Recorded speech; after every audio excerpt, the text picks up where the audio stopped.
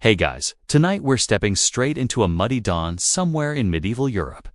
Maybe in a little village that smells faintly of wet straw and wood smoke. You've been asleep on a straw mattress wrapped in a blanket so rough it could probably exfoliate a dragon. And before you even open your eyes, you hear the slow, heavy tolling of the church bell.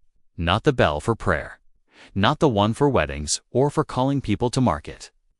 This is the other bell, the one that tolls for dues day. The day you pay your taxes. And your heart sinks because your purse, hanging by the door, is lighter than air. You stretch, bones popping like twigs, and for a moment you think maybe, just maybe, they'll skip your cottage this year. Maybe they'll forget about the man with the missing pig and the patchy barley field. But no, the reeve never forgets. He's got a list longer than a priest's sermon, and every name on it owes something to someone. And you, my friend, owe everything. You pull on your tunicate, smells faintly of smoke, and turn a pan to step outside into the crisp morning air. The sun's just crawling over the edge of the forest, washing the thatched roofs with gold. But the beauty doesn't do much for you. The road is already alive with people, neighbors, dragging carts of barley. Women balancing baskets of eggs. A boy clutching a terrified goose that honks its final complaints to the universe. This is how peasants pay their taxes, not with shiny coins. Those belong to kings and bishops. You pay in kind grain, livestock, labor. The kingdom runs on sweat, not silver. You probably won't survive this economy. Seriously, one bad harvest, one sick cow, and the whole fragile system crumbles. But that's the strange magic of this world. Somehow, it keeps turning. So, before you get comfortable, take a moment to like the video and subscribe. But only if you genuinely enjoy what I do here. And hey, drop a comment with where you're listening from and what time it is there. Now, dim the lights. Maybe turn on a fan for that soft background hum. And let's ease into tonight's journey together. You join the procession toward the manor. The reeve stands at the gate, a man whose eyes are small and mean, like a crow that's learned to count. Behind him, the steward sits with his Lajora-thick parchment book that holds every villager's soul in neat ink lines. He doesn't look up much, just dips his quill and scratches marks that decide whether a family eats or starves. When it's your turn, you step forward and hand over what you have. 2 sacks of barley, still a little damp from the rain.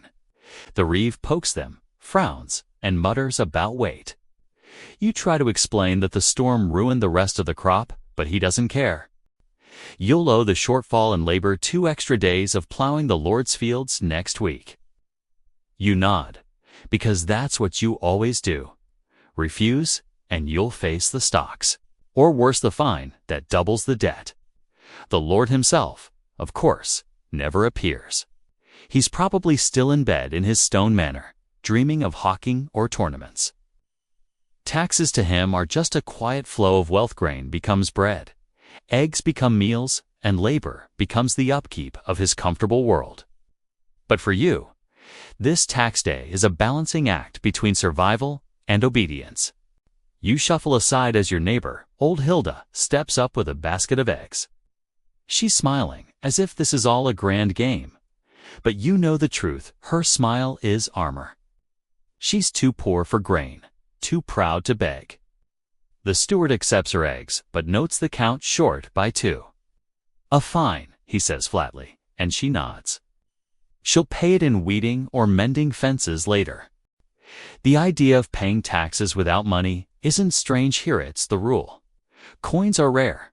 Maybe once or twice a year you've seen one silver penny, shining like a promise. But to most villagers, it's useless. You can't eat it, can't plant it, and if you lose it, the Lord's men might think you stole it. Better to keep your wealth where you can see it, in the fields, in the coop, in the slow rhythm of your own hands. Historians still argue whether this barter-based economy kept peasants poor or simply made poverty invisible. After all, if everything you earn goes straight into someone else's granary, you never even touch money to know what you're missing. But there's also resilience in it when the coin market collapses or a distant king debases the silver. Your world barely trembles. The fields don't care about royal decrees. The cabbage just grows.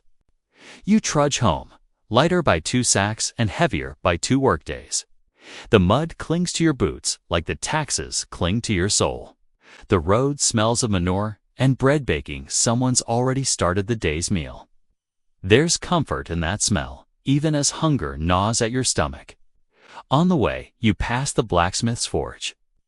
He's hammering something fierce, sparks flying like fireflies. He nods as you pass, his face blackened with soot. "Paid yours yet?" he calls.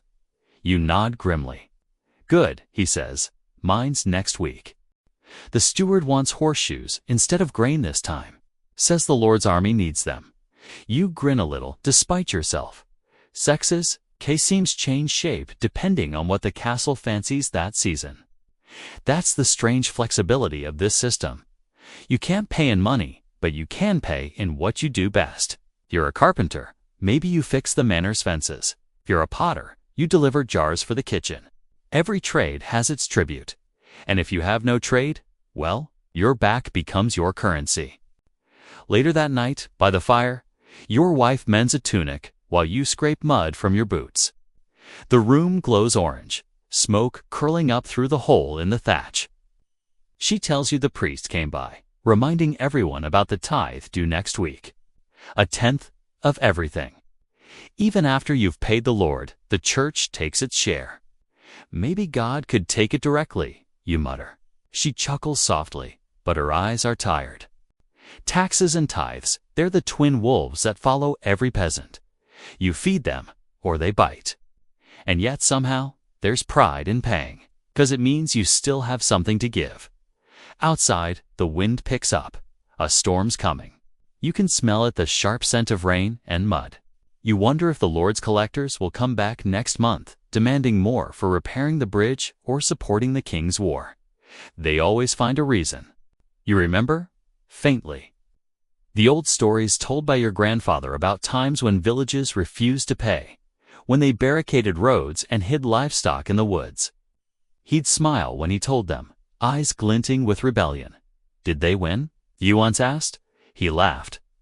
Nobody wins, lad. They just keep going. And so do you. A quirky tidbit from this world. Sometimes peasants paid taxes in honey. Sweet, golden, sticky honey, the only sugar most people ever tasted. Lords loved it. Priests demanded it for candles, and collectors hated it because it spilled everywhere. You once saw a whole jug burst open on the steward's boots. For a moment, everyone held their breath, expecting punishment, but then even he started laughing. A rare moment of humanity, drowned in beeswax and laughter. Historians still debate whether peasants like you truly believed in the fairness of the system, or simply accepted it as unchangeable. Maybe both. The line between faith and resignation is thin when your belly's empty. As you drift towards sleep that night, the rain begins, tapping gently on the thatch. You stare into the dying fire and think of the grain stored in the manor, of the eggs and honey and wool now claimed as dues. You think of the reeve, his careful lists, and the steward's ink-stained fingers. And you wonder if anyone ever writes your name in those ledgers as more than a debtor, as a person who gave more than was taken. Your eyelids grow heavy. Tomorrow will be work again, as always, plowing not just for yourself, but for a dozen invisible masters. But for now, there's the steady rhythm of rain and the warmth of the hearth, and you let it pull you down. You'll rise before dawn, and the cycle will begin again. Another week of quiet endurance, of small jokes shared in the fields, of whispered complaints no one dares speak too loud. Somewhere in that rhythm lies your survival. The bell will toll again next month, and you'll be ready not with coins, but with calloused hands and stubborn hope. The next morning breaks with a thin mist, curling low over the furrows like breath from a sleeping beast. You pull on your boots again, still damp from yesterday. And your first thought isn't about breakfast or whether it's about what else you can trade before the reeve comes sniffing around again. Taxes aren't just a season, they're a lifestyle. You wake thinking of dues, and you go to sleep counting what's left to give. You step outside and take in your world.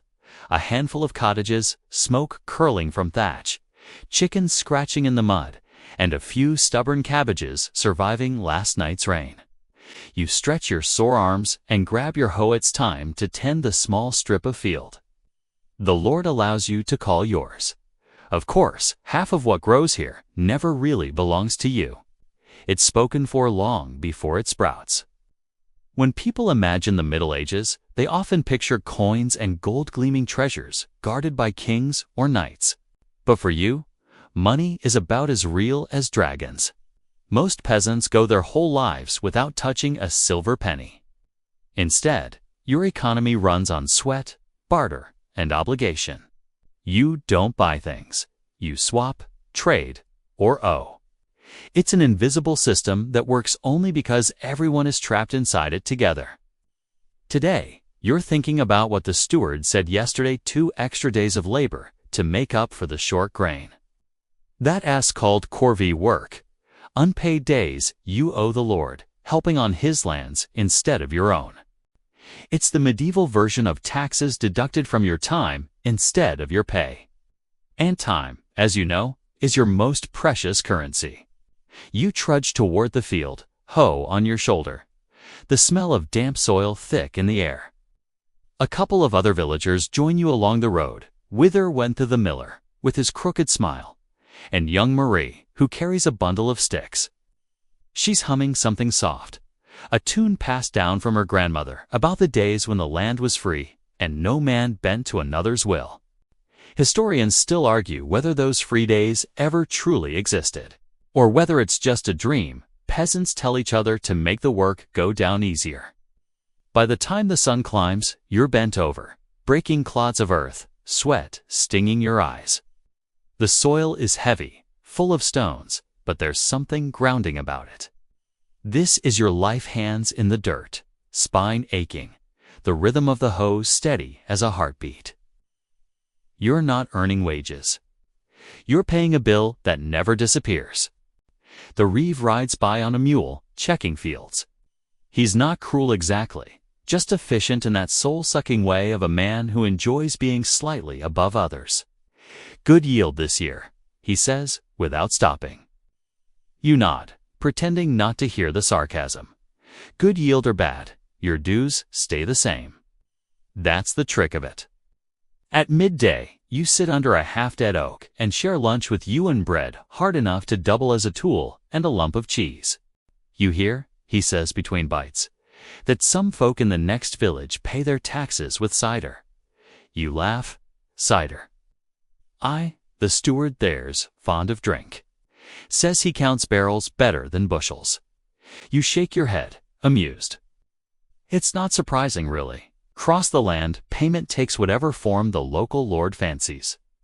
In some regions, peasants offer flax, hemp, or even fish if they live near a river. Others must raise pigeons for the manor's kitchen. You once heard of a village in France where people paid in frog legs, apparently. The Lord loved stew. It's funny how necessity turns into creativity when money's not an option. Still, the system works because it's personal.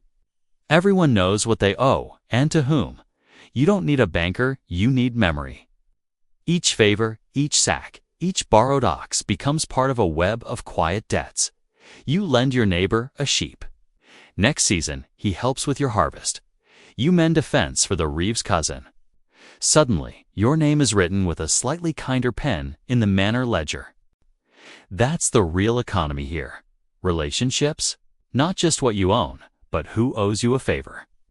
You start to understand that the smartest peasants aren't the strongest or even the richest. They're the ones who can navigate this invisible marketplace of promises. By evening, the sun dips low and you're trudging back home. The day's work pressing on your shoulders like armor you can't take off. Your wife greets you with a clay mug of ale-weak stuff, barely fermented, but it tastes like heaven. The hens laid 3 today, she says. We'll keep 1, trade 2. You nod, already calculating what those eggs might be. A patch of cloth, A bit of salt, maybe a reprieve from another day of unpaid labor. It's easy to forget, but this barter system ties the entire village together. Without money, everyone becomes part of everyone else's survival. The miller grinds your grain. You help him harvest timber. The blacksmith sharpens your tools in return for a loaf of bread. It's messy, but stable like a spider web made of obligation. A quirky historical tidbit slips into your mind as you sip your ale. In some places, taxes could even be paid with rats. Yes, actual rats. Certain regions plagued by infestations offered reduced dues for every tail you brought in. You imagine the steward counting them one by one, and the absurd image almost makes you spit out your drink. History, it seems, had a dark sense of humor. Later that night, by the fire's glow, you mend a harness strap. The village outside is quiet, except for the occasional dog bark or owl hoot. Your thoughts wander to coins, again those rare magical objects. You've seen them once, when a traveling merchant passed through. He had a small chest filled with silver pennies, and everyone gathered just to stare. One boy asked if they were enchanted, because they gleamed even in shade. The merchant laughed and said, "Not enchanted, just valuable." You remember thinking, same thing, really? Coins belong to another world, the market towns, the cities, the trade routes. Here, they're whispers of wealth, carried in the pockets of the few who never dirty their hands. Still, they cast a shadow even here, reminding you that somewhere out there, value can be stored in metal instead of muscle. Historians still debate whether peasants like you even wanted coins. Some argue you feared them, that money meant corruption, lords, and wars. Others think you longed for them, dreaming of freedom from barter and obligation. The truth probably lies in between. You wouldn't mind a handful of silver, but only if it didn't come with the reeve attached. The next day, you're called to the manor early. The steward wants more help mending the lord's fences. You sigh, shoulders slumping, but there's no refusing. Labor dues are the easiest way to stay out of deeper debt. You join a dozen others with axes and hammers, the air filled with the rhythmic thud of wood and the occasional curse when someone misses. There's a kind of grim camaraderie in these tasks. You joke about how the Lord's cows live better than you do. Someone quips that next year the steward will ask for taxes and laughter, since it's the only thing left unpaid. The group bursts into tired chuckles.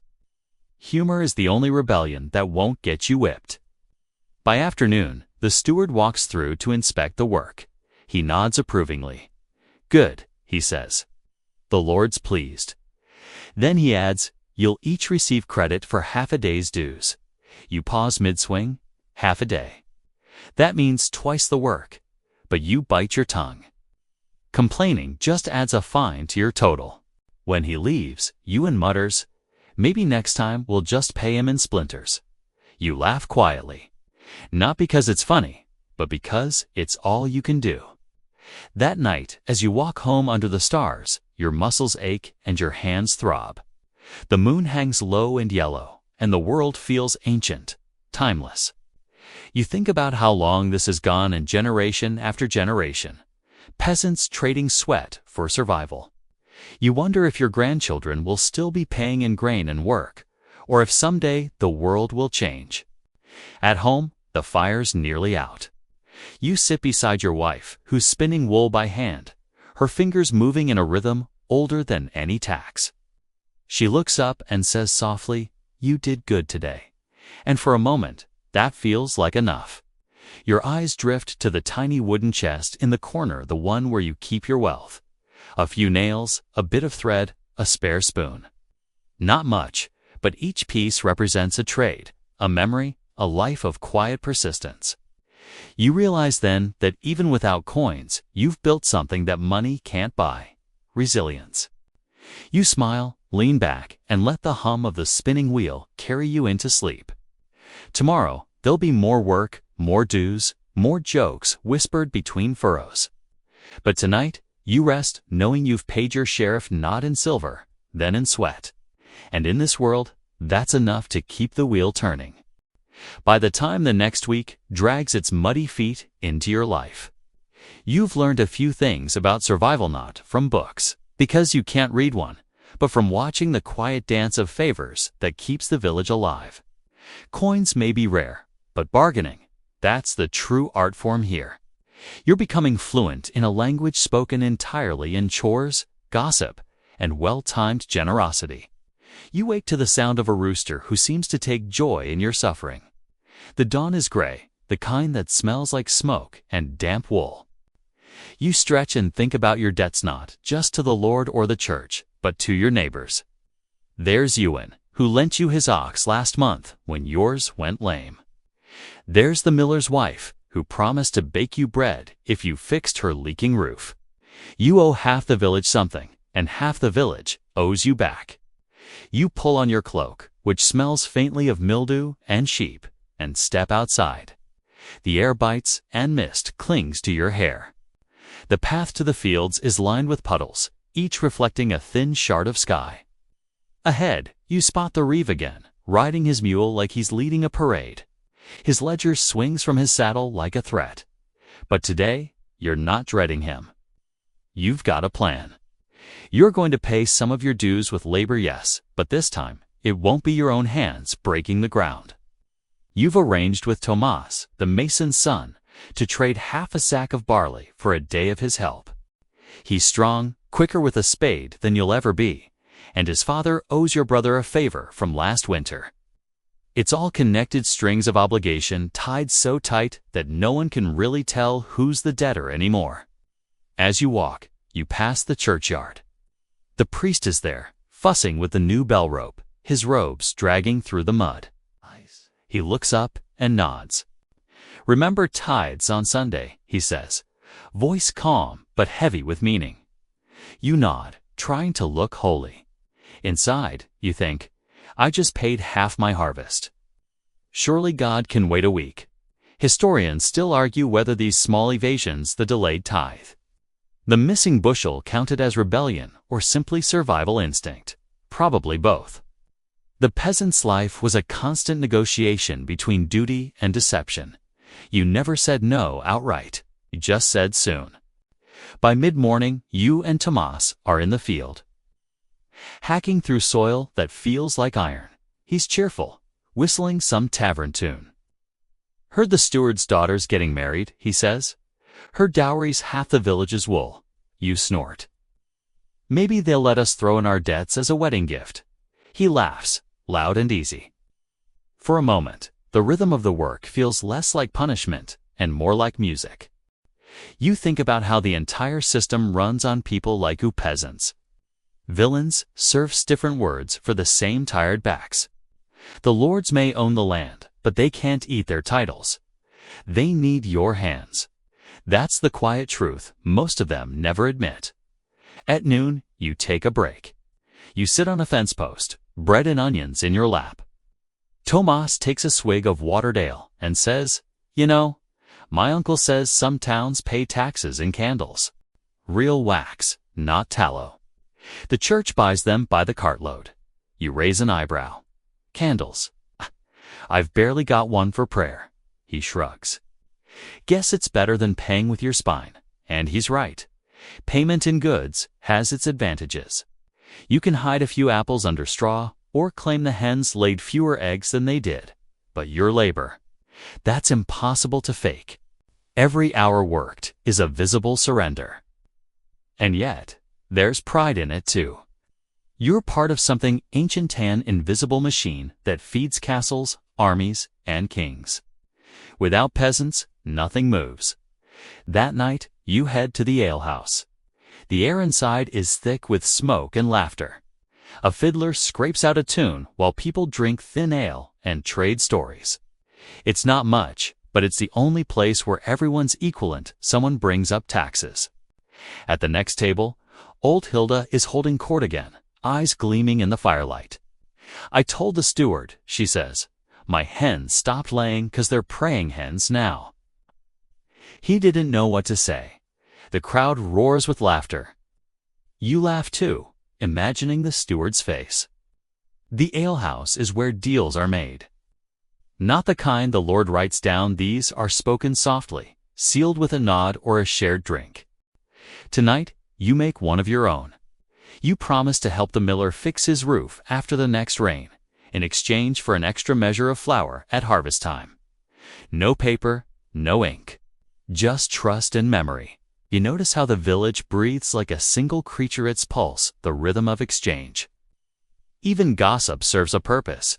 It's information trading disguised as chatter. Who's short on barley? Who's hiding a goat from the reeve? Knowledge, here, is as valuable as gold. A quirky detail crosses your mind as the fiddler changes tunes. Did you know some peasants actually paid taxes in snowballs once? At least, that's how the story goes, northern village. The Lord absent for years, and when collectors finally arrived midwinter, the only thing they could gather was snow. They made a joke of a Toford frozen tribute.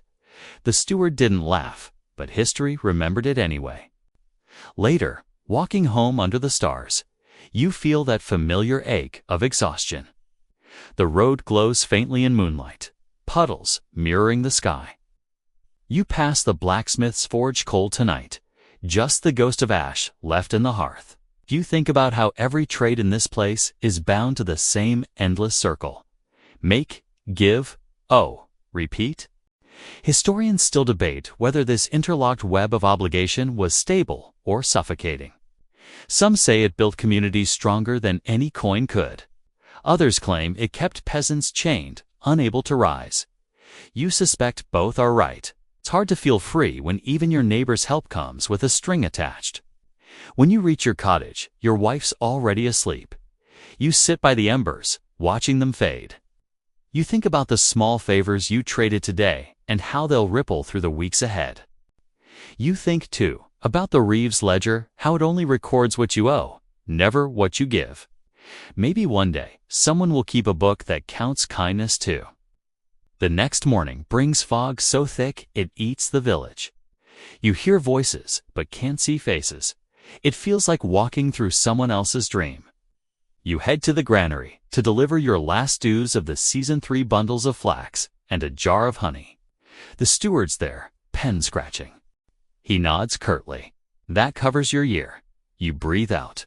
Relief, until he adds, the Lord's planning new roadwork. More labor next month. You want to protest, say that roads don't feed bellies, but the words die in your throat. Instead, you bow slightly and leave. The roadwork will come, the same as always.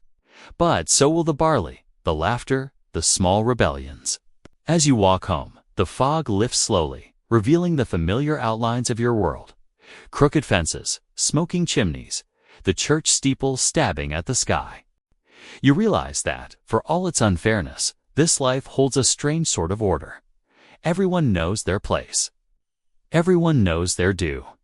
And while the ledger may never be balanced in your favor, it still feels good to have kept up barely, but enough. You stop at the stream to wash your hands. The water is icy, numbing your fingers. You stare at your reflection, mud-streaked, tired, but still here. You think of the chain of debts stretching behind you.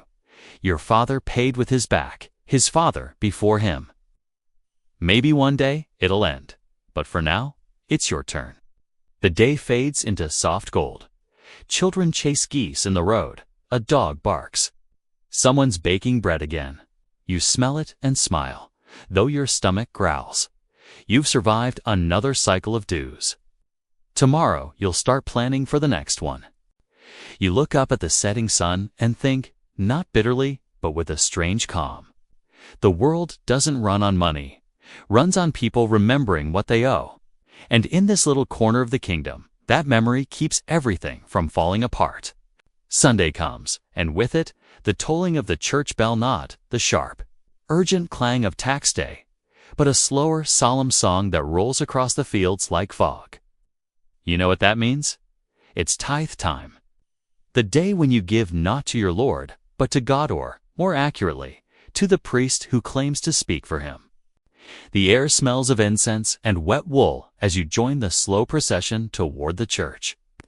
Everyone's dressed in their best, which, in peasant terms, means clothes that only have one hole instead of three. You carry a small basket of grain, your tenth of the harvest. That's what a tithe means, 1/10 of everything you earn, owed to the church. Even if your harvest was pitiful, even if your children went hungry, the church still takes its tenth. God's math, it seems, is not negotiable. The church looms ahead, a stone beast crouched in the center of the village. Its bell tower pierces the gray sky, its stained glass dull in the weak sunlight. Inside, the air is cool and thick, like it's holding its breath.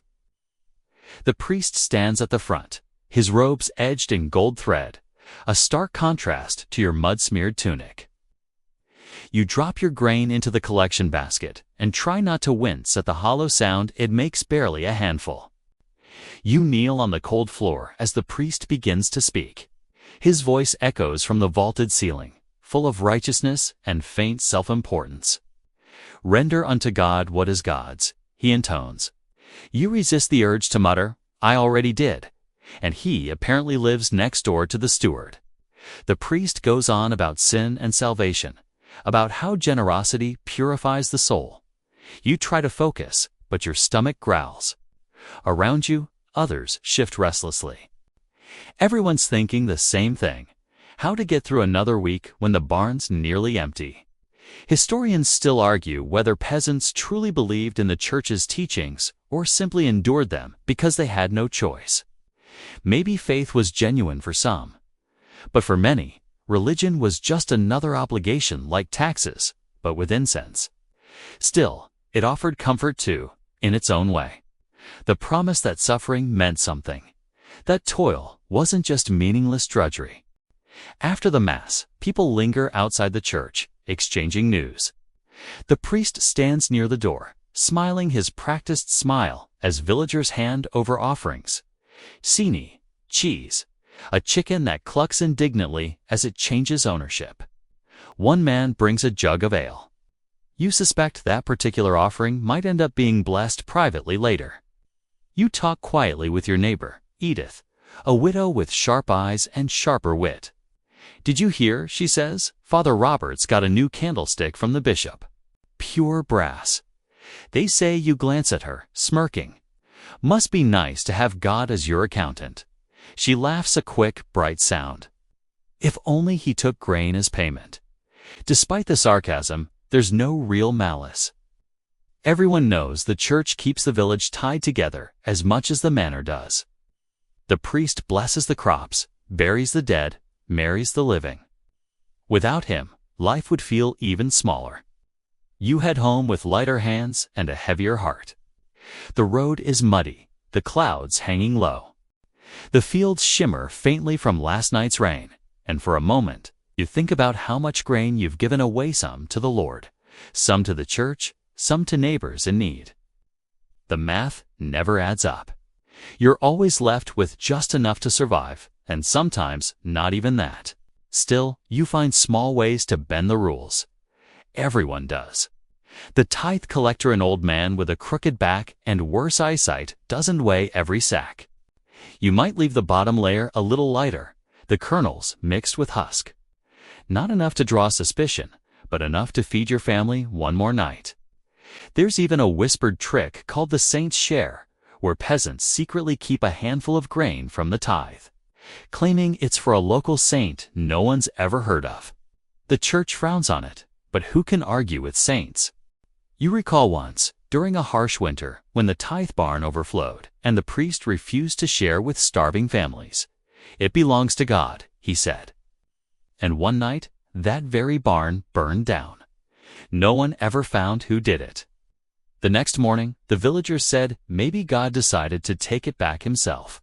Historians still debate whether such fires were accidents or acts of desperation disguised as divine will. Either way, faith had a curious flexibility when hunger set in. By midday, you're back at your cottage. The wind has picked up, carrying the smell of wet hay and wood smoke. You light the hearth and drop onto your stool, stretching sore legs. Your wife hums as she kneads do one of the few luxuries left from the flour you managed to save. The rhythm of her hands is steady, hypnotic. You take out a small cloth pouch from the corner of the table. Inside are your savings. A few bits of metal, not coins exactly, but scraps of iron, an old nail, a bent buckle. Each piece traded or found, each one a reminder that someday, maybe, you'll have enough to buy something that isn't edible or owed. But for now, survival isn't about coins. It's about knowing who to please, who to avoid, and when to smile. Later, as the sun sets, you hear a knock at the door. It's the priest's assistant, a boy not much older than your eldest. Father Robert asks if you can lend your cart tomorrow, he says, voice hesitant. For carrying wood to the rectory. You know what that means, another favor that won't be repaid. But you can't refuse. The church's disapproval has a way of echoing into eternity. Tell him I'll bring it by, you say, forcing a smile. The boy nods gratefully and hurries off. Your wife sighs softly. That cart's half broken, she murmurs. You shrug. So am I. You spend the evening repairing it anyway, hammering wood by candlelight. The candle sputters, its flame small and stubborn like your life, flickering against all odds. As you work, you remember an odd little story from the next village over. They say one priest there accepted taxes, not in goods, but in prayers. Villagers had to attend Mass every day for a week as their tithe. It sounded noble until people realized it meant losing time in the fields. By the end of the season, the crops failed. Too much praying, not enough plowing, folks joked. A strange balance, faith and food. The candle burns low, dripping wax onto your knuckles. You wince, but you don't stop. You think about the world beyond the village, the cities where merchants count real coins, the courts where nobles argue about land you'll never see. Somewhere, they talk of taxes too, but not like this. For them, it's numbers on parchment. For you, it's the sound of your stomach, the weight of your tools, the hours lost to someone else's hunger. When the cart is finally fixed, you sit back and look at your work. Not perfect, but good enough. Good enough is the motto of your entire life. You step outside for air. The night is cold and clear. The stars shimmer like distant coins, beautiful, useless, untouchable. You wonder if the priests ever feel guilt when they see how little you have. Maybe they do, maybe not. There's comfort in believing someone up there notices your effort, even if no one down here does. You whisper a quick prayer nod to the priest's God. Exactly, but to the old, quiet one you imagine listens from the trees and wind. Just a little mercy, you murmur. That's all. A fox yips somewhere in the dark, and the sound makes you smile. You head inside, curl up beside your wife, and close your eyes. Tomorrow, you'll haul wood for the church, and next week, you'll plow the Lord's field again. But for tonight, you let the world shrink to this small room, this tiny fire, and the rhythm of her breathing beside you. For all its weight, the world still has moments like this, soft, quiet, human. The next morning, you rise before dawn again, because the world doesn't wait for tired bones. The air is damp and cold, thick with the smell of earth and the faint sourness of yesterday's ashes. Your cart creaks as you hitch the ox to it, the beast snorting mist into the gray light. The church sits silent ahead, its bell tower a silhouette against the faintly pink horizon. You don't bother with breakfast. There's work to do for the priest, hauling wood, stacking it behind the rectory, maybe even chopping it if the boy's too small for the axe. Payment? None, unless you count the muttered blessing the priest will give, as if holy words could fill an empty stomach. Still, there's a strange satisfaction in the rhythm of labor. The way the axe bites into the wood, the way the logs fall apart with a sharp crack. The sound feels cleaner than words. No bargaining, no promises, just effort and result. The boy, the same one who fetched you last night, helps as best he can. His name's Thomas, you learn. Thin, quiet, with hands that have never known a plow. Father says hard work builds virtue, he says, breathless from trying to lift a log twice his weight. You grunt in reply. Then virtue must weigh a lot more than wood. He laughs softly. You like him, though he's part of the system that drains you. Maybe he'll grow up and see it differently, or maybe he'll learn to love the power that comes with wearing robes instead of rags. That's the gamble of every generation, who becomes the collector and who keeps paying. When you finish stacking the wood, the priest appears. Father Robert, robes immaculate despite the muddy path. He nods approvingly, then raises a hand in blessing. The Lord rewards the humble worker, he says. You can't help yourself. Then the Lord must be very rich by now. He stares for a moment, uncertain if it's a jest or insolence. You keep your face blank, your tone light. After all, humor can be armor. Ah, he finally says, forcing a small smile. Indeed, his wealth is boundless. As you leave, Thomas slips you a small piece of bread wrapped in cloth. For the road, he whispers. You nod in thanks. It's not much, but it's something. A quiet rebellion in crust form. Historians still argue whether the church's demands truly burden peasants more than the Lord's taxes. Some say the tithe gave people a sense of spiritual belonging, while others call it another form of exploitation dressed in Scripture. You suspect the truth lies somewhere between bread and hunger. You make your way home, but before you reach the village, you see movement by the road. A group of men, 3 of them, standing beside a pile of sacks. It's the reeve again, with the steward's men. You recognize the red cloth tied around one man's arm. That marks him as a collector, and collectors mean trouble. You stop your cart instinctively. They're not here for you this time, though. Neighbor old Martin's kneeling in the mud before them. His thatch collapsed in the last storm, his field half flooded. He owes part of his rent in grain, but the flood took most of it. Now the steward's men want compensation. You hear raised voices. Martin pleads, his voice shaking. I can work double next week. I'll bring it then, I swear. The collector shakes his head, unbothered. That's not how time works, old man. You pay when it's due. You feel your jaw tighten. It's the same story over and over. Bad weather.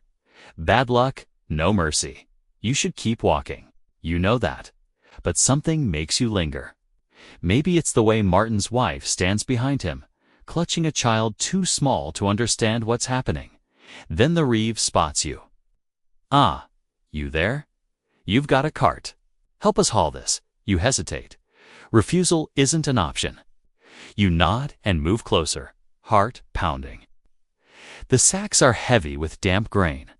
Martin looks up at you with a flicker of shame and gratitude. You wish you could do something, but what could you possibly offer? The collectors finish and move on, leaving Martin's family staring at the empty space where their food used to be. You don't say anything. Words would only make it worse. But as you pass him, you drop the bread Thomas gave you into the dirt beside him, as if it fell by accident. Martin doesn't look up, but you see his hand move toward it a moment later. Small mercies again. The kind no one writes down in any record. By afternoon, you're back in the fields. The earth's cold under your boots, soft but unyielding. You plant winter wheat late, but still possible if the weather holds. Your hands ache, your back screams, but the rhythm keeps you sane. Push, step, drop. The sound of the spade cutting soil becomes a kind of prayer. You think about how every grain you sow will be counted twice, once by you and once by someone else. You wonder if that's why peasants learn patience better than anyone. Because every effort takes double to bear fruit. There's a legend people whisper around the fields about a farmer who outwitted the taxman. They say he sowed hollow husks in the front rows of his land and planted the real grain deeper behind. So when the collectors came to inspect, they thought the harvest had failed. A clever man, your father used to say. But clever men don't live long around taxes. Still, you remember that story every year. Maybe it's not true. Maybe it's just hope pretending to be history, but it helps. You pause to wipe your brow, gaze stretching toward the distant woods. That's where some villagers go when things get too bad, disappearing into the green and taking their chances as outlaws. The church calls them sinners. The Lord calls them criminals. But you can't help thinking they might just be free. Historians still debate whether those green men were truly rebels or merely fugitives. Some call them the roots of later revolts, small sparks that never quite became fire. Whatever they were, they represented something forbidden yet tempting: escape. As the light fades, you head home, dirt clinging to your boots like guilt. Your wife's waiting with a thin stew bubbling on the hearth, turnips and a few scraps of salted pork from last year's trade. The smell fills the cottage, rich and humble. You sit and eat in silence for a while. The stew tastes like memory, nothing fancy, but it keeps you alive. Your youngest, little Alice, clambers onto your knee, clutching a wooden toy pig your neighbor carved for her. "Papa," she says, eyes wide, "why does the priest get our bread?" You smile faintly. Because he talks to God, and God eats a lot. Your wife shoots you a warning look, but Alice giggles, satisfied with the answer. The sound makes the room feel lighter. When the children sleep, you and your wife talk quietly by the fire. "I heard in the next village," she says, "they've started paying taxes in eggs and wool instead of grain.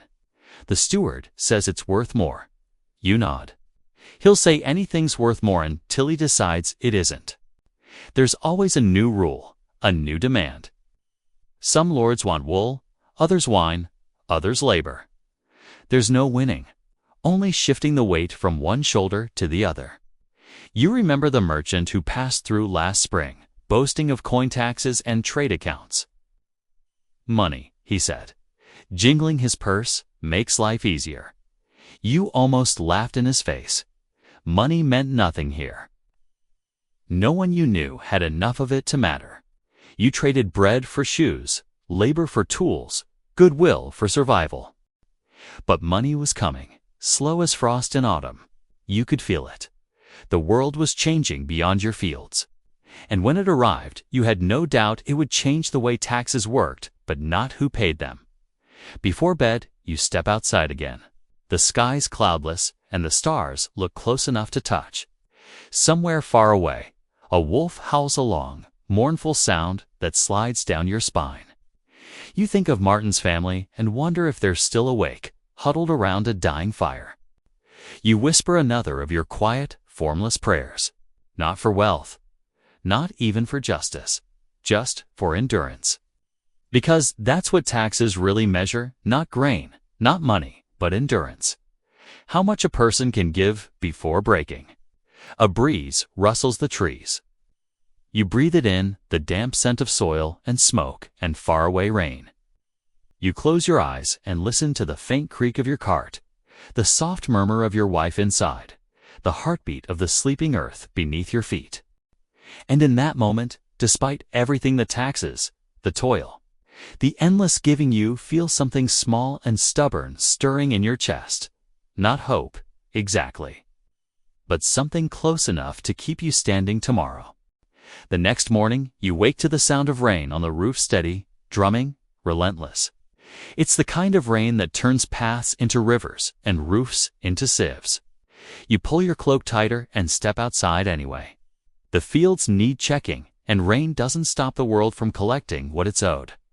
Your boots sink into the mud with each step, the earth sucking at your heels as if it wants to claim you. The wheat is half bent, heavy with water, the sky a dull iron lid pressing down. Somewhere in the distance, you hear the manor bell, another summons. You mutter under your breath. It's always something, a new decree, a new count, a new favor. You trudge toward the village center, joining others with the same wary faces.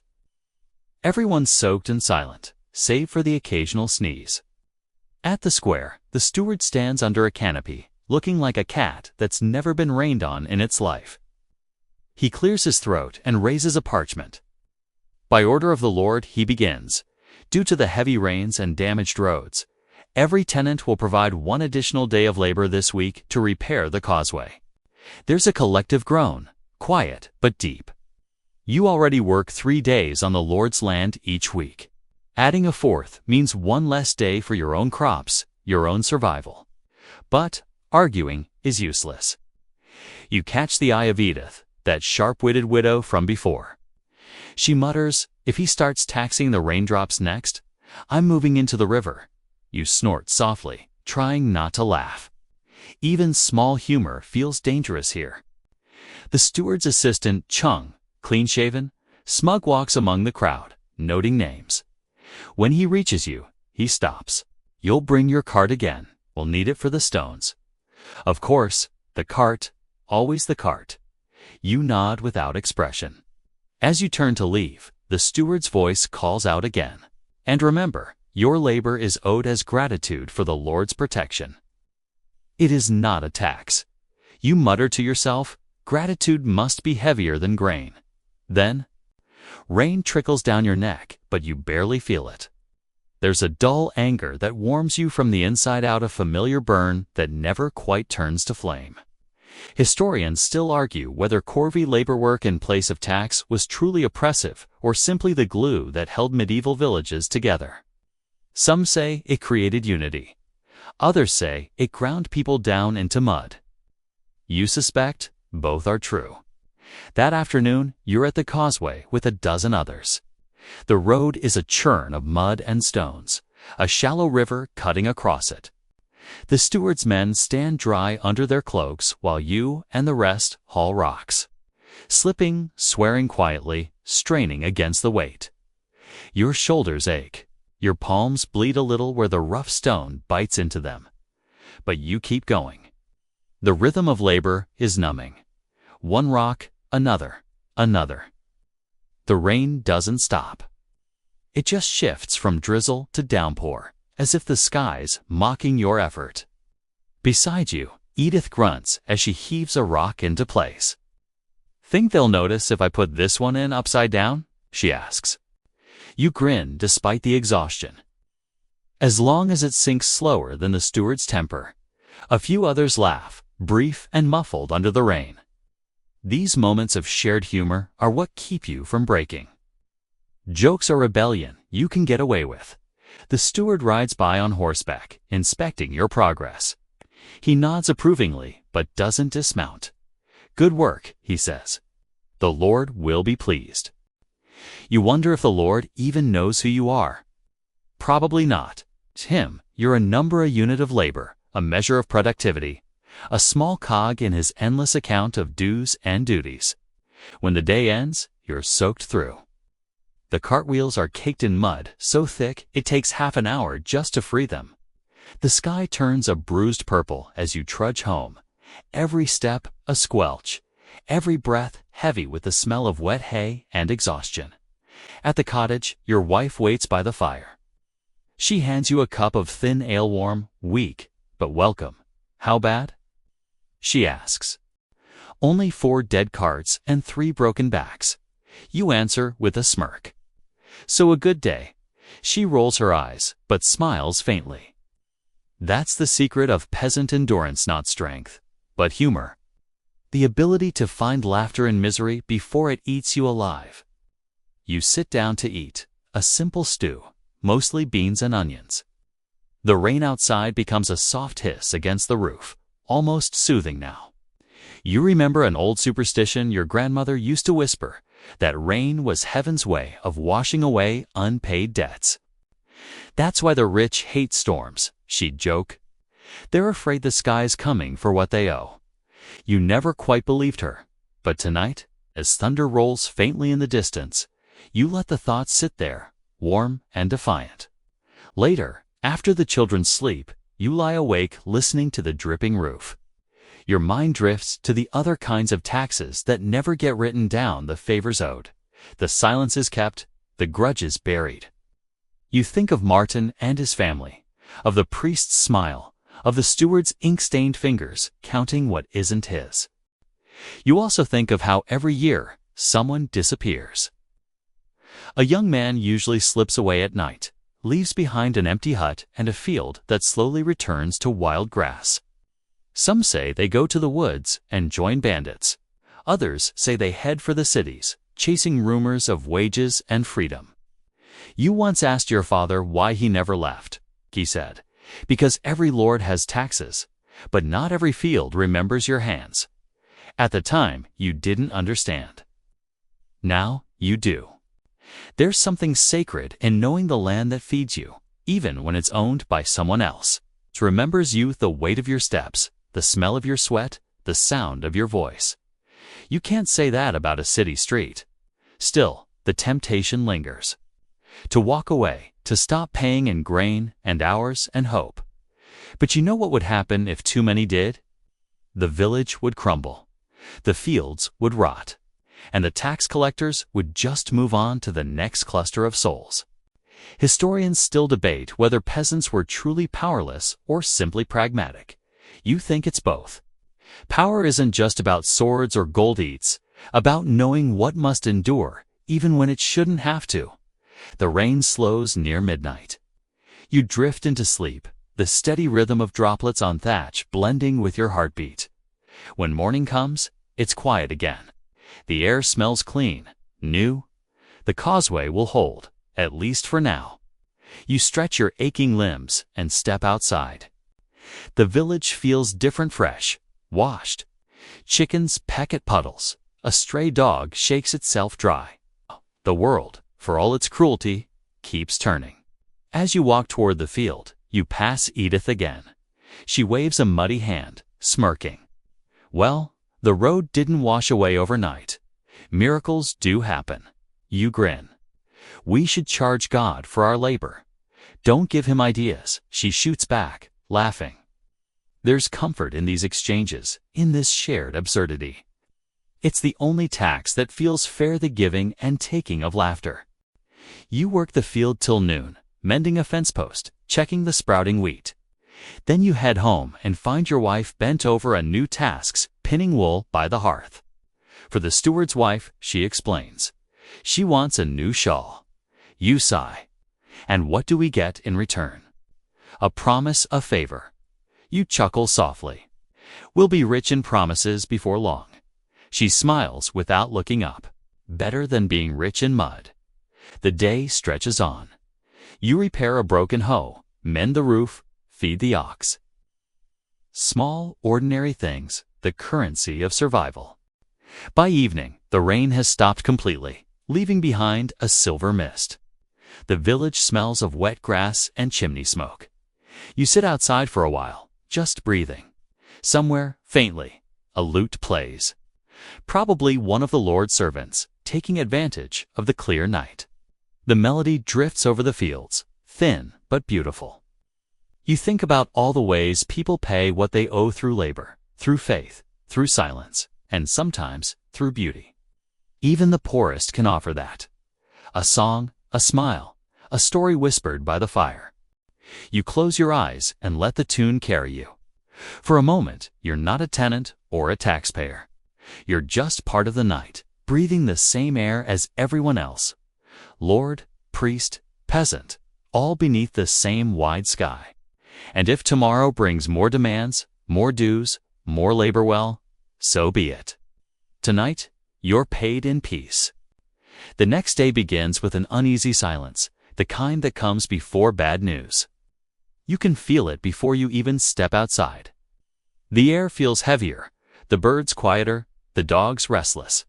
Then you hear the sound, hooves, many of them. You pull back the door and see a column of riders approaching from the road, cloaked in gray and dust. Not the steward's men this time, but something worse, the king's collectors. They ride through the village like crows over a field, silent except for the creak of leather and the soft clink of chainmail. Behind them rumbles a wagon with an iron chest. That chest, everyone knows, isn't for money, it's for records, scrolls, lists, names. Your stomach tightens. Royal taxes, they come rarely, but when they do, the whole world seems to hold its breath. The bailiff of the king's shire, a man with a long face and even longer memory, dismounts and gathers the villagers. By order of His Majesty, he declares, each household shall contribute a levy for the ongoing defense of the realm. You almost laugh. The realm feels as far away as the moon, but the soldiers standing behind him look very real. The levy, of course, isn't to be paid in coin. Few here even have a single silver penny, but in goods, animals, or labor. The crown, it seems, has rediscovered the village just in time for war. You glance at Edith, who stands beside you, jaw tight. "Defense of the realm," she whispers. "From what?" "The chickens." You bite back a grin. Maybe the ducks staged another rebellion. The bailiff continues, listing what each household owes. Some will send hay for the army's horses, others salted meat, others wool. When he reaches your name, he says, "1 pig." You almost laugh again. "I don't have a pig." He frowns, scanning his parchment as if that might change reality. Then you must trade for one, or deliver its equal value in grain. Equal value to whom? You ask, unable to stop yourself. "To the king," he says flatly. You nod slowly. Then it must be a very large pig. A few people chuckle under their breath. The bailiff glares. You bow your head in mock apology, but you can feel the anger simmering beneath your calm. When the collectors leave, the village exhales as if waking from a nightmare. But the nightmare remains, just stretched over the next few days as everyone scrambles to meet their new obligations. You walk home, mind racing. You can't spare the grain, and no one nearby will trade for one. Pigs mean meat, and meat means winter survival. That evening, your wife stirs the pot of stew slowly, thinking, "What if we give them a sick one?" She says quietly. You look at her. "We don't even have a sick one." She sighs. Then maybe a promise. You've done work for the steward. Maybe he'll write a letter. You chuckle darkly. The steward doesn't write letters for free. He collects favors like other men collect coins. Still, you decide to try. The next morning, you go to the manor. The steward sits at his desk, surrounded by parchment and quills. He looks up when you enter, his expression that practiced blend of boredom and authority. "Ah, you again." You explain the situation. His eyes narrow. "Royal levy," he murmurs. I suppose I could record that you've already contributed through your cart work this season." Relief flickers, but he raises a hand. "In return, you'll owe me the same value come spring. A small debt of service." Of course, you nod. "As you say, sir." He smiles, satisfied, a loyal tenant. The crown thrives on loyalty. You resist the urge to remind him that loyalty doesn't fill bellies. When you leave, Edith's waiting by the gate. Did he help? In his way, you reply. "Then he'll charge you twice next time," she says, shaking her head. You'd think taxes were contagious the way they spread. You laugh softly, though she's not wrong. Historians still debate whether peasants like you understood the national politics behind these levies, the wars, the crusades, the distant kings. But understanding doesn't change obligation. You don't need to know the reasons to feel the weight. For the next few days, the village buzzes with anxious work. Families trade, haggle, beg. Chickens, cloth, barrels of ale flow like water between hands, rebalancing debts that never really vanish. You help Martin mend a fence in exchange for a bushel of grain. Edith weaves an extra shawl for the Reeves' wife, who promises consideration in return. Everything becomes a negotiation, a barter, a careful dance between desperation and dignity. At night, you sit by the fire, exhausted. Your wife mends your cloak, the needle flashing in the firelight. "Do you ever think," she says suddenly, "what it would be like if we used money for all this?" You smile faintly. Money's just another language for owing. We'd still be saying the same thing, just with shinier words. She laughs quietly, then grows thoughtful. "At least coins don't spoil." "Maybe not," you say. "But they don't grow either." Outside, the wind picks up, rattling the shutters. You imagine the royal soldiers riding through rain and mud, their wagons heavy with tribute from villages like yours. You wonder if the king ever thinks about the people behind the numbers. Probably not. Still, There's a strange sense of unity in knowing that everyone from here to the edge of the realm's paying in some form. Maybe that's what keeps the kingdom stitched together, a web of shared suffering. The next morning, the bailiff returns to collect. You meet him with the steward's letter in hand. He reads it, squints, and nods curtly. Very well. Your household is marked as fulfilled. You exhale slowly. You've escaped for now, though escape feels like too generous a word for what's really just postponement. As he rides away, you notice something peculiar, small boy trailing behind the column, picking up bits of straw that fall from the wagons. You call out to him, "Hey lad, what are you doing?" He grins toothlessly, picking what the king drops. You can't help but laugh. Best taxman I've seen all week. The others around you laugh too, and for a moment, the tension eases. The boy keeps walking, humming to himself, clutching his handful of straw-like treasure. Later that afternoon, the village gathers at the tavern, a rare thing, since most can't afford ale. But the brewer, kind-hearted and slightly drunk, announces that the first round is for the king's peace, which means everyone drinks a little to forget the king's taxes. You sip slowly, the ale warm and sour, and listen to the hum of conversation. Martin's talking about his flooded field again. Edith's teasing the Reeves' son about his fine boots. There's laughter, even music.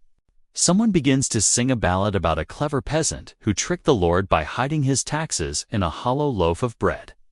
He ate the crust and called it just, the song goes, and smiled as the steward fed on air. You join in, your voice blending with the others. For a brief, golden hour, the burdens fade. Historians still argue whether songs like these were acts of rebellion or simply release. To you, it doesn't matter. Singing is payment to a toll to keep despair at bay. When the ale runs out, the laughter dwindles. You step outside into the night air, cool and sharp. The moon hangs low over the fields, pale as parchment. The village is quiet again, but it feels alive, like a sleeping body that will wake, stretch, and start all over tomorrow. You walk home slowly, boots squelching in the mud. Your wife's waiting, candle in hand. She smiles when she sees you. Did you drink for the king? For all the kings, you say, past, present, and imaginary. She laughs softly and sets the candle down. Well, make sure to pay them in dreams, not grain. You nod. That's one tax I can afford. You lie down beside her, the sound of the wind rustling the thatch above. Your muscles ache, your mind hums with exhaustion. But somewhere beneath the weariness, there's that familiar flicker again, the stubborn little spark that refuses to die. You think of that boy, collecting straw behind the wagons, picking what the king dropped. Maybe that's what survival really is. Not grand rebellion, but quiet scavenging. The art of finding life in what others overlook. You close your eyes, and sleep takes you quickly. Outside, the fields glisten under moonlight. The world, ever hungry, rests for now. But tomorrow, it will wake again. So will you. You wake to the smell of smoke, not fire, thankfully, but the hearth's first stirring. Thin and gray against the early chill. Edith's already up, kneeling by the embers, coaxing the flame with a wisp of straw. You lie there a moment, watching the light flicker over the beams, hearing the soft creak of the rafters, the far-off bark of a dog. Your back aches, your hands are raw, and yet, despite everything, you feel steady. The worst of the tax week has passed. The king's men are gone. The steward's ledger is closed for no end. The village exhales again. Outside, the frost sparkles across the stubble fields, catching the dawn like powdered glass. You pull on your boots and step into the cold, stretching your arms. From every chimney, smoke curls upward, thin signals of survival. Martin waves from across the lane, his face ruddy from the chill. Still alive, then? He caws. Barely, you answer. You? He grins. Haven't been eaten yet, so that's something. The two of you share a laugh before he trudges toward the fields, spade over his shoulder. His laughter fades into the morning fog, replaced by the rhythmic thud of iron on frozen earth. It's tax aftermath day, the day when people take stock, when debts and favors settle into their quiet winter slumber. But even after all that bartering, there's one more tax still to pay, the tithe. The church, as always, waits patiently for its share. You glance toward the squat stone chapel at the edge of the village. Its bell is cracked, its roof mossy, but its door never closes. The priest inside doesn't need soldiers or scrolls to collect what's owed. He has eternity. By midday, you're walking up the path with your offering, a small sack of barley and a pair of candles Edith made from leftover tallow. She insisted you bring them, though you both know the priest will mutter about the meager flame of weak faith. Inside, the chapel is dim and cool. The air smells of incense and damp stone. Father Etherick, a man who looks like he's been carved from leftover oak, greets you with a nod.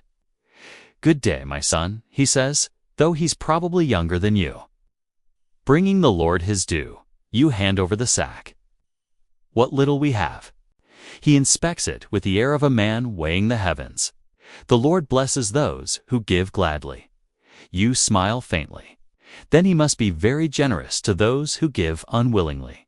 The priest pauses, his eyes narrowing just slightly. Then, unexpectedly, he chuckles. "Perhaps. The Lord has many accounts to balance." He sets the barley aside, more gently than you expected. "Tell me," he says, "do you think of your tithes as loss or as promise?" You blink. "As food we don't get to eat." He smiles sadly. "That's honest. Most would say it's seed for salvation." You shrug. "Depends on who's harvesting." He studies you for a moment longer, then sighs. "Historians may one day call this faith. I call it persistence." You can't help but like him, despite everything.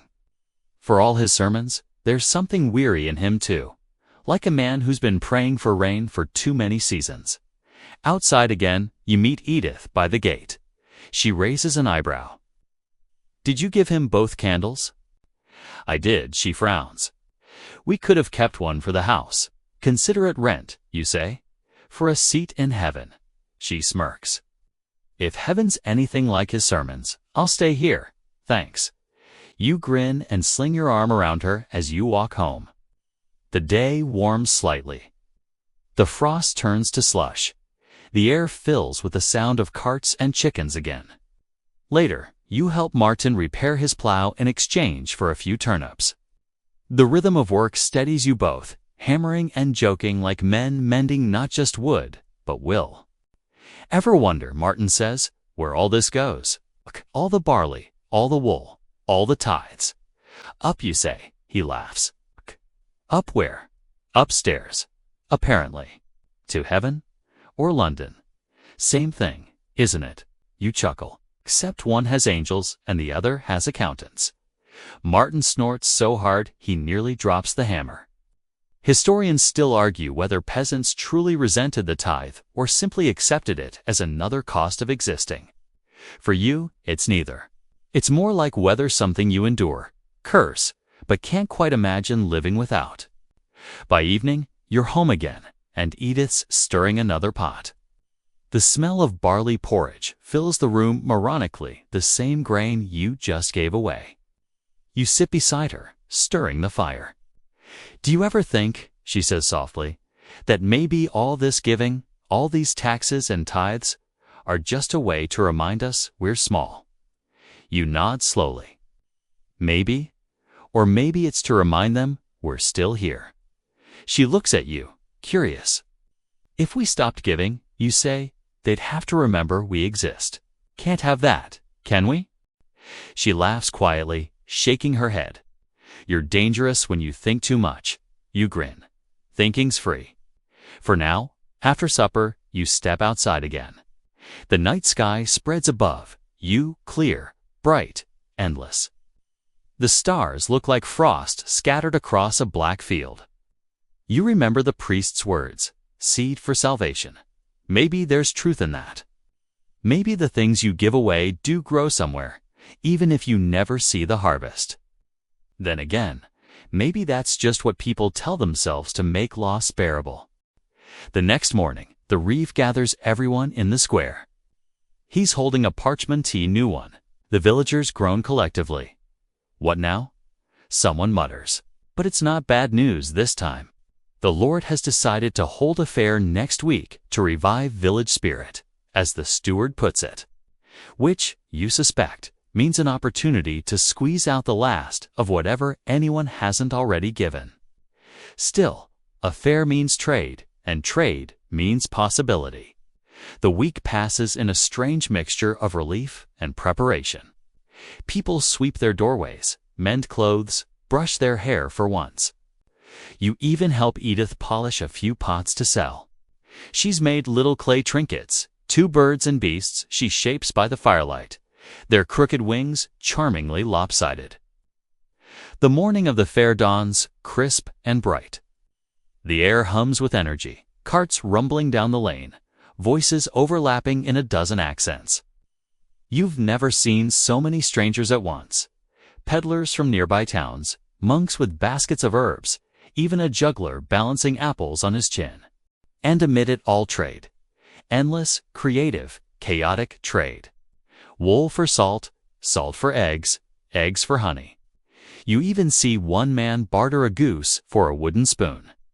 You're not sure who got the better deal. You set up Edith's little table beside Martin's stall of turnips and tools. People stop, smile, buy. Coins jingle, faintly rare sound in your world, but sweet. For a few hours, the village feels wealthy not because anyone has money, but because everyone's exchanging something they made with their own hands. Historians still debate whether fairs like this truly empowered peasants or merely distracted them from their hardships. Standing there, laughing with Edith as a child barters a pebble for a clay duck, you'd say it doesn't matter. For now, it feels like freedom. The steward appears around midday, inspecting stalls with the faint smile of a man who knows everything here still belongs to his master. But even he can't spoil the mood. When he passes your table, he picks up one of Edith's clay birds. It's charming, he says. Do they fly? You grin. Only when you throw them hard enough. He gives you a look, then miraculously laughs. Keep your humor, he says. It pays better than taxes. You watch him walk away, shaking your head. Did I just make him laugh? Edith smirks. Careful, he'll tax that next. By sunset, the fair winds down. The last carts roll away. The stalls fold, and laughter lingers in the smoky air. You and Edith count your earnings not much, but enough to buy salt and a few onions. You even have a small copper coin left over. You turn it over in your hand, feeling its weight. Our fortune, you say? Edith leans close. Don't spend it all in one lifetime. You both laugh as you walk home through the fading light. Later, by the hearth, you set the coin on the mantel. It gleams faintly in the firelight, round and perfect. A reminder that not all taxes take. Some give back in ways the ledgers will never show. The fire crackles softly. Edith hums while mending her shawl. You stretch your legs, gaze at the coin, and let your mind drift. You think of the priest, the steward, the bailiff, all their ledgers and lists. You think of how every scrap of labor, every grain, every breath gets tallied somewhere. And yet, here in this small, smoky room, none of that feels real. What's real is the warmth, the smell of stew, the way the wind howls but doesn't enter. What's real is that you're still here. And as you finally lie down, you think maybe that's the secret that taxes will never touch. You can measure barley and pigs and candles, but not the quiet stubbornness of people who keep living anyway. You close your eyes. Somewhere in the dark, the little copper coin catches a flicker of firelight like a wink from fate. Or maybe just from Edith's clay birds. Either way, you smile. Winter digs in deep. The days shrink.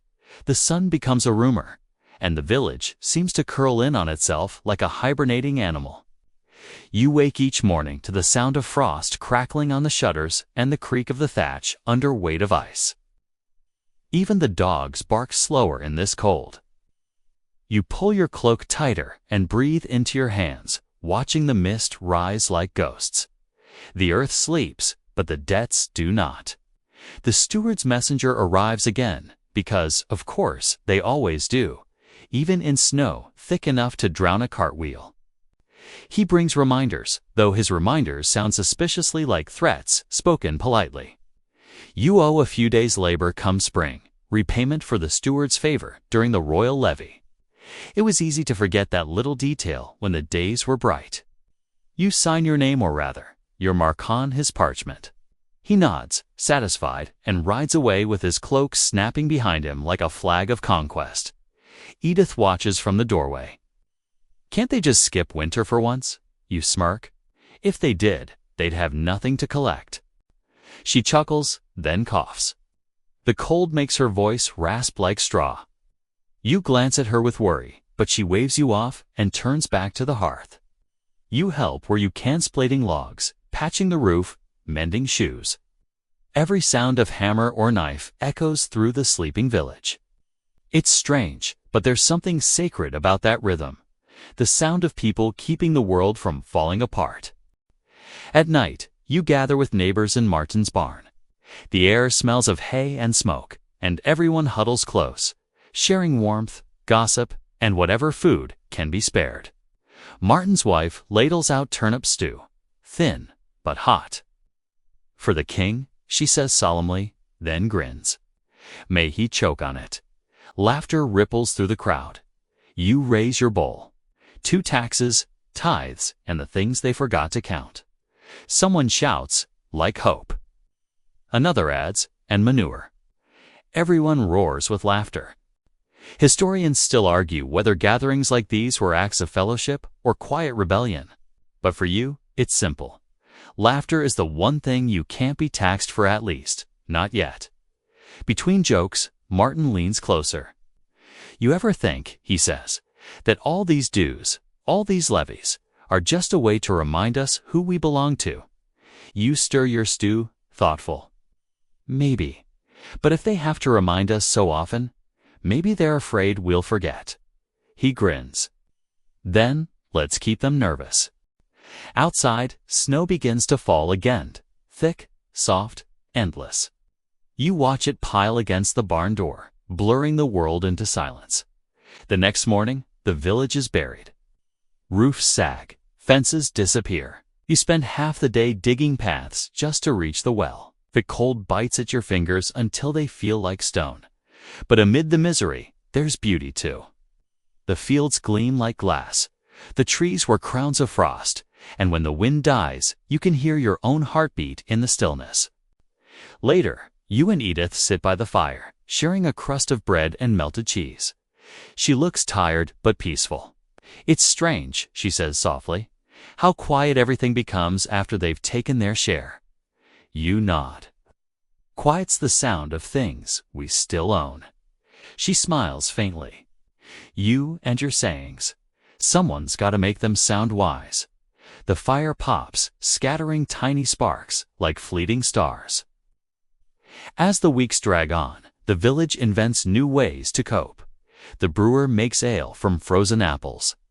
The women spin yarn from every scrap of wool they can find. Even the children find games and hardships sliding down icy paths, chasing chickens through snowdrifts, turning buckets into helmets. There's one boy in particular, Lee, the Reeves' nephew, who's become something of a local legend. Every few days, he sneaks up to the manor and returns with bits of leftover food or firewood fallen from the steward's stores. He swears the steward meant to share, though no one believes that. Still, no one tells on him. One night, he shows up at your door with a grin and a hunk of salted meat. For your wife, he whispers. Looks pale. You blink in surprise. Eli, where did you? He winks. Call it a tax refund. You laugh so hard, you nearly drop the meat. You'll hang one day, boy. Not before I eat, he says, and runs off into the dark. That night, as you and Edith share the gift, you can't help but marvel at his audacity. In a world where taking is a sin for peasants but a duty for lords, the boy's defiance feels almost holy. Historians still debate whether small acts like his pilfered loaves, borrowed tools, lost firewood were crimes, or simply survival. But in this frozen corner of the realm, morality bends toward necessity. By midwinter, the snow starts to melt, dripping from roofs like slow applause. The air smells faintly of earth again. Mud replaces ice, and though it makes every path miserable, you welcome it. It means life's stirring beneath the surface. The steward's messenger returns, of course, with that smile that looks carved from wood. Come spring, he reminds you, you'll work 3 days in the Lord's field. You bow your head politely. 3 days, no more, he smirks, as the steward deems fair. Then I suppose fairness will depend on the weather. He doesn't laugh, but you do. He leaves, his horse splashing through the thaw. When he's gone, you turn to Edith. 3 days, you mutter. I'll give him 4 if he asks. Nice. She arches an eyebrow. You soft-hearted fool. Don't tell anyone, you whisper. When spring finally breaks, the fields thaw into a patchwork of brown and green. Birds return. The air smells of mud and life, and the whole world hums again. You take your spade and join Martin, turning the soil, the rhythm of the work almost musical. Taxes or no, the earth still answers to no man. While you dig, the reeve rides by on his pony, taking notes. Don't forget, he calls. The steward expects your first sowing on his land next week. You wave back cheerfully. Wouldn't dream of depriving him of my company. Martin chuckles. You'll get yourself hanged for that tongue. Then I'll charge admission as you work. You notice something strange: new markers at the edge of the field, wooden posts driven into the ground. What's that? You ask. Martin frowns. New boundary. The steward says the Lord's pasture needs extending. You squint. That's our grazing strip. He shrugs helplessly. Was? You stand there, spade in hand, staring at the markers. The earth under your boots has fed your family for generations. To lose even a strip feels like losing breath itself. You march to the manor that evening. The steward's waiting, already aware. Boundaries change, he says mildly. The Lord's cattle must eat. So must mine, you say. He leans back, steepling his fingers. Your taxes have been met. You should be grateful. You take a slow breath. I am. Grateful enough to ask that gratitude be returned. He raises an eyebrow. Are you bargaining with your betters? No, you say softly. Just reminding them where their food comes from. For a moment, the air tightens like a bowstring. Then, surprisingly, he smiles. Bold words, very well. The boundary remains, for now. You nod, turn, and leave before he can change his mind. Back in the village, Edith listens as you tell her. For now, she repeats. That's as close to victory as anyone gets. You grin, we'll take it. That night, the wind blows warmer. The moon rises fat and yellow over the fields. You and Edith sit outside, wrapped in a blanket, listening to the frogs return to the stream. You ever wonder, she says, what it would be like if we didn't owe anyone anything? You think about it? Maybe it would be quiet. Too quiet. What would we talk about? She laughs softly. We'd find something. You'd still make jokes. Then I suppose I'd still be taxed for them. You both laugh, the sound carrying softly through the night. In the distance, you can see the manor's faint torchlight flickering, like a star pretending to be important. But you know better now. The real light lives here, in the laughter, the fields. The stubborn rhythm of life that keeps paying, working, giving, and still, somehow, smiling. As you drift toward sleep, you think of all the payments made without coins, the stew shared, the laughter traded, the warmth borrowed and returned. Maybe this, too, is a kind of economy one they'll never record in any royal ledger. You close your eyes. Tomorrow, the taxes will begin again in some new form. But tonight, under the stars, you own nothing and no one. And that, for now, is enough. Spring stretches its fingers over the village, softening the mud, coaxing green shoots from the fields, and carrying a hint of warmth on the wind. You wake to the song of birds and the faint, familiar smell of wet earth. The taxes, the tides, the levies, they all wait. But for a moment, the world feels lighter. You step outside, feeling the sun on your back.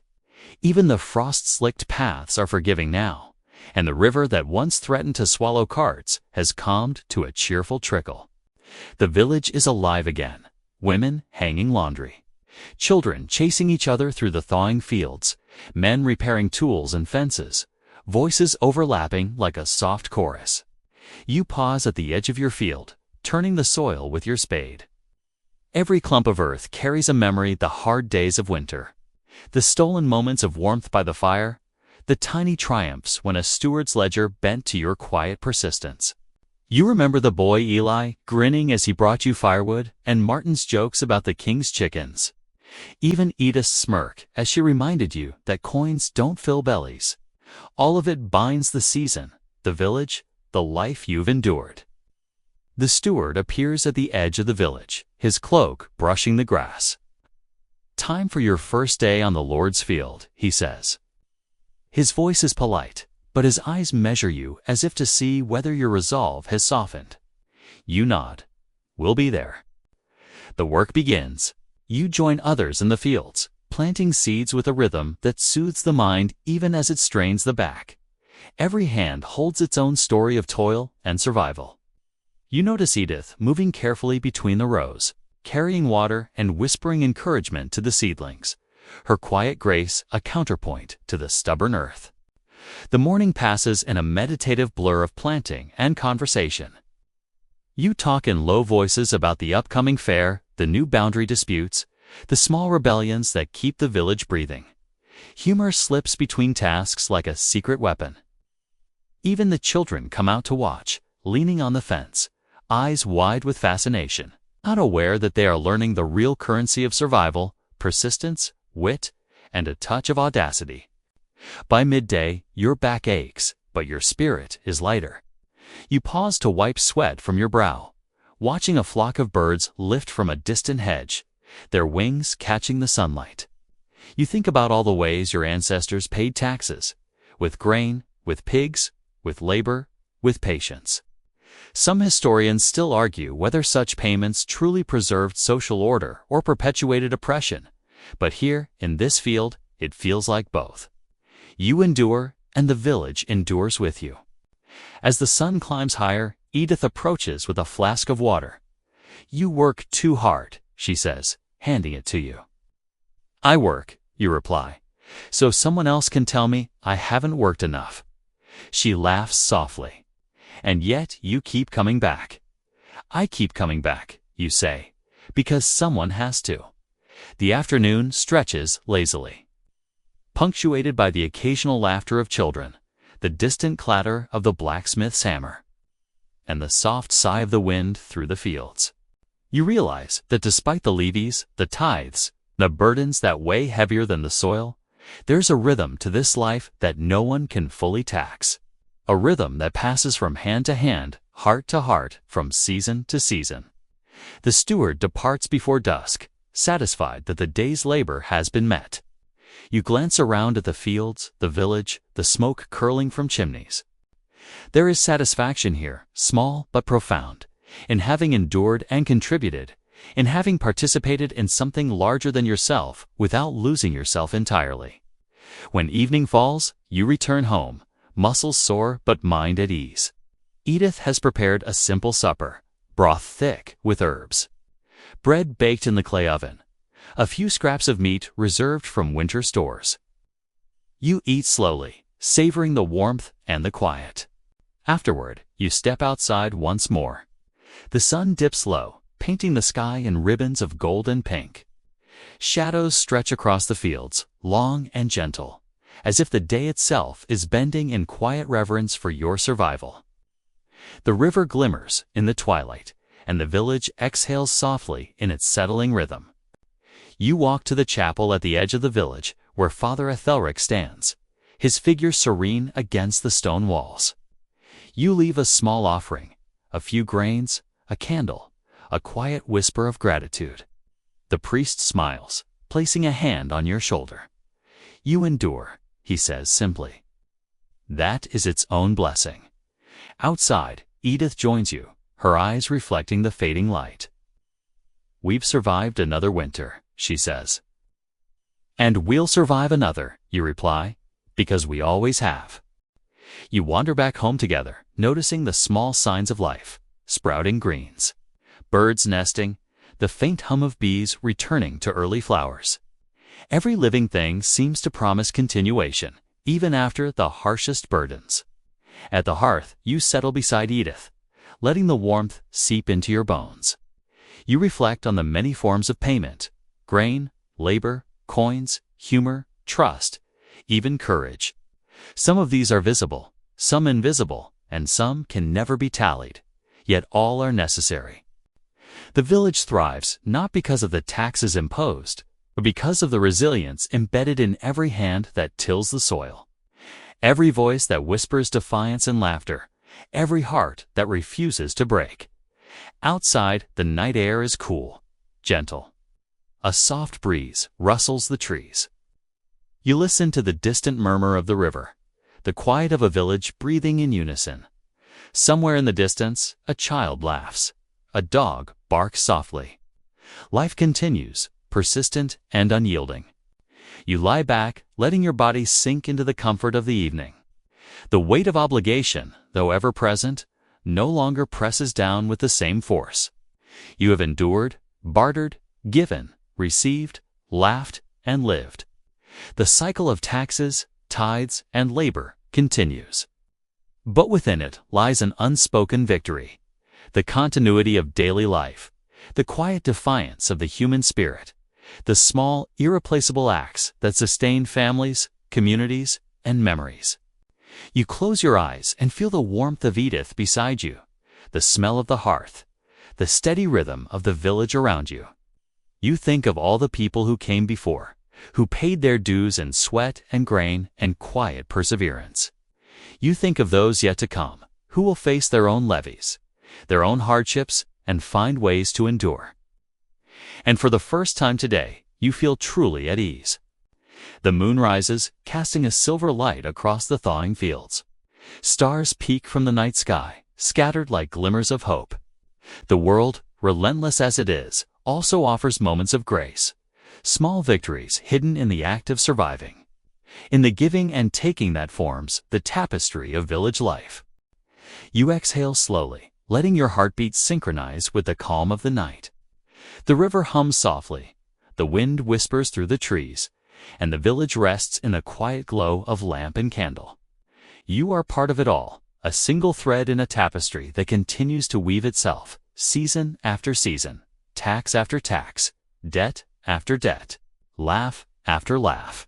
And as sleep finally takes you, you know that no ledger, no decree, no royal demand can fully account for the life you've lived, the lessons learned, and the enduring stubbornness of hope.